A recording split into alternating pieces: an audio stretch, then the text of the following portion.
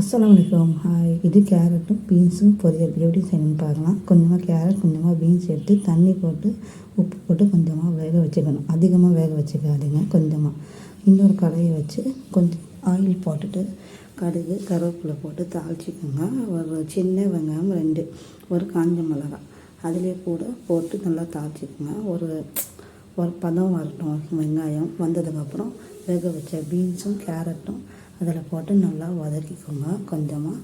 அதுக்கப்புறம் நமக்கு காரத்துக்கு ஏற்ற மாதிரி உப்பு, மஞ்சள்தூள், மிளகாத்தூள், தனியாத்தூள் போட்டு மிக்ஸ் பண்ணிவிட்டு கொஞ்சமாக பெருங்காயம் போட்டுக்கோங்க. கடைசியில் பெருங்காயம் போட்டு இறக்கி வச்ச ஸ்டேட்டில் தேங்காய் போட்டுக்கோங்க. என்கிட்ட முட்டை இருந்துச்சுன்னு சொல்லி நான் முட்டை போட்டுக்கிட்டேன்.